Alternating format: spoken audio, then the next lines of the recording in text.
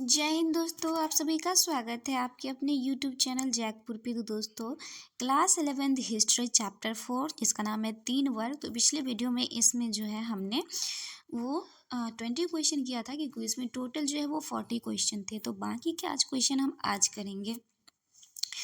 तो दोस्तों मैं जितना क्वेश्चन कराती हूँ वो सारे क्वेश्चन जो है मोस्ट इम्पोर्टेंट क्वेश्चन है आपके एग्ज़ाम के पॉइंट ऑफ व्यू से। तो सभी इंपॉर्टेंट क्वेश्चन होते थे। वीडियो को बिना स्किप किए हुए शुरू से अंत तक देखिएगा एक एक क्वेश्चन को। तो चलिए स्टार्ट करते हैं। तो हमने जो है 20 तक कर लिया था, आज जो है वो 21 से करेंगे। ओके, तो हमारा पहला क्वेश्चन है कि 21 नंबर, सेंट बेनेडिक्ट का मठ इटली में कब स्थापित हुआ था? ऑप्शन ए है 523 ईस्वी, बी 527 ईस्वी, सी 529 ईस्वी, डी 540 ईस्वी। तो सेंट बेनेडिक्ट का मठ इटली में जो है वो 529 ईस्वी में स्थापित हुआ था। तो option C is the correct answer हो जाएगा। अगला प्रश्न है, क्लूनी मठ की स्थापना बरगंडी में कब हुई थी? ऑप्शन ए है 723 ईस्वी, बी 927 ईस्वी, सी 529 ईस्वी, डी 910 ईस्वी। तो क्लूनी मठ की स्थापना बरगंडी में जो हुआ था वो 910 ईस्वी में हुआ था। तो option D is the correct answer हो जाएगा। अगला प्रश्न देखते हैं, एक ऐसा कर जो राजा केवल किसानों पर कभी कभी लगाता था। ऑप्शन ए है टेली, option B tithe, option C manor, option D इनमें से कोई नहीं। तो एक ऐसा कर जो राजा केवल किसानों पर कभी कभी लगाता था तो वो टैली कर था। कौन था कर? टैली कर था। तो option A is the correct answer हो जाएगा। बढ़ते हैं अगले प्रश्न की ओर। अगला प्रश्न है, सर्फ किसे कहा जाता था? कपड़ा धोने वाले को मत सोचिएगा। ऑप्शन ए है स्वतंत्रता किसान को, बी कृषक दास को, सी विश्वो को, डी इनमें से कोई नहीं। तो सर्फ किसे कहा जाता? तो सर्फ जो है वो कृषि दास को कहा जाता था। अगला प्रश्न है, पुरुष भिक्षुओं को किस नाम से जाना जाता था? ऑप्शन ए है नन, बी सर्फ, सी मॉन्क, डी इनमें से कोई नहीं। तो पुरुष भिक्षुओं को जो है वो मॉन्क के नाम से जाना जाता था। किसके नाम से? मॉन्क के नाम से। Option C is the correct answer हो जाएगा। अगला प्रश्न है, फ्रांस में कृषकों का विद्रोह कब हुआ था? ऑप्शन ए है 1323 ईस्वी में, ऑप्शन बी 1381 ईस्वी में, ऑप्शन सी 1358 ईस्वी में, ऑप्शन डी 1325 ईस्वी में। तो फ्रांस में कृषकों का विद्रोह कब हुआ था? तो वो हुआ था 1358 ईस्वी में। Option C is the correct answer हो जाएगा। अगला प्रश्न देखते हैं, यूरोप में भयंकर अकाल कब आया था? ऑप्शन है 1315 और 1317 के मध्य, बी 1370 से 1319 के मध्य, मतलब यहाँ 370 होगा, सी है 1321 से 1323 ईस्वी में, या 1347 से 1350 के मध्य। तो यूरोप में भयंकर अकाल पड़ा था 1315 से 1317 ईस्वी में। तो option A is the correct answer हो जाएगा। अगला प्रश्न है, लुई 13वें के शासनकाल में फ्रांस की परामर्शदात्री सभा एस्टेट्स जनरल का अधिवेशन कब हुआ था? ऑप्शन है 1514 में, बी 1600 में, सी 1614 में, डी 1714 ईस्वी में।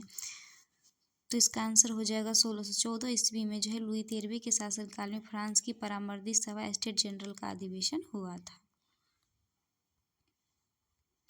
अगला प्रश्न है, पश्चिमी यूरोप में ब्यूबोनिक प्लेग जैसी महामारी का संक्रमण कब हुआ था? 1325 से 1327 के बीच, 1447 से 1450 के बीच, 1335 से 1327 के बीच, या 1347 से 1350। पश्चिमी यूरोप में जो है ब्लूबोनिक प्लेग जैसी महामारी जो है वो 1347 से 1350 के बीच जो है संक्रमण फैला था। अगला प्रश्न देखेंगे। अगला प्रश्न है, मोनेस्ट्री शब्द ग्रीक भाषा के शब्द मोनोस से बना है जिसका अर्थ होता है ऐसा व्यक्ति जो बहुत धनी हो, ऐसा व्यक्ति जो अकेला रहता है, ऐसा व्यक्ति जो दान देता हो, या इनमें से कोई। तो मोनेस्ट्री शब्द ग्रीक भाषा का शब्द है, मोनोस से बना है जिसका अर्थ होता है ऐसा व्यक्ति जो अकेला रहता हो। Option B. अगला प्रश्न है, आबे शब्द सीरिया के अबा से लिया गया जिसका अर्थ होता है पिता, माता, मित्र, दुश्मन। तो आबे का क्या अर्थ होता है? पिता। Option A is the correct answer हो जाएगा। अगला प्रश्न, आर्थिक संस्था का आधार क्या था? मेनर, लॉर्ड, श्रेणी, इनमें से कोई नहीं। तो आर्थिक संस्था का जो आधार था वो श्रेणी था। तो option C is the correct answer हो जाएगा।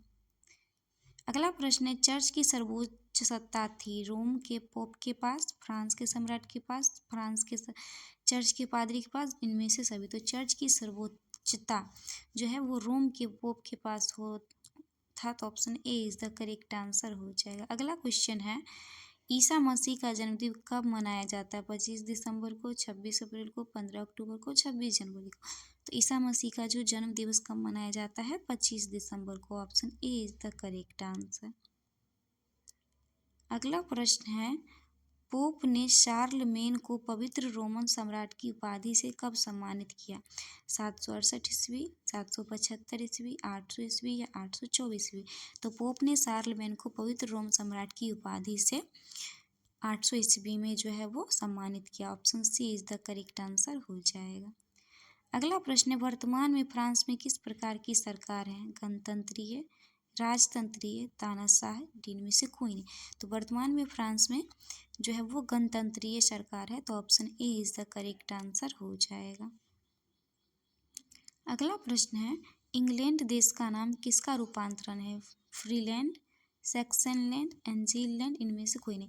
तो इंग्लैंड देश जो है वो किसका रूपांतरण है? एंजीलैंड का। तो option C is the correct answer हो जाएगा।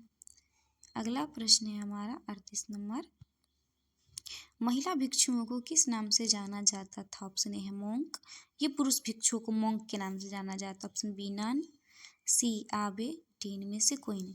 तो महिला भिक्षुओं को जो है वो किस नाम से जाना जाता है? तो नन। और पुरुष भिक्षुओं को मोंक के नाम से। Option B is the correct answer हो जाएगा। अगला प्रश्न है हमारा, मध्यकालीन यूरोपीय समाज कितने वर्गों में विभाजित था? Option A 2, option B 3, option C 5, option D 4। तो मध्यकालीन यूरोपीय समाज जो है वो 3 वर्गों में विभाजित था। तो option B is the correct answer हो जाएगा। इस वीडियो का लास्ट और आखिरी प्रश्न है, लॉर्ड जो जमीन का टुकड़ा नाइट को देता था वो क्या कहलाता था? ऑप्शन ए टेली, B feud, C fief, D fire. तो लॉर्ड जो जमीन का टुकड़ा नाइट को देता था वो जो है फीफ कहलाता था। क्या कहलाता था? फीफ। तो option C is the correct answer हो जाएगा। दोस्तों, आई होप आपको वीडियो पसंद आया होगा, तो प्लीज़ वीडियो को लाइक करके चैनल को सब्सक्राइब ज़रूर करिएगा। Okay, and thanks for watching the full video.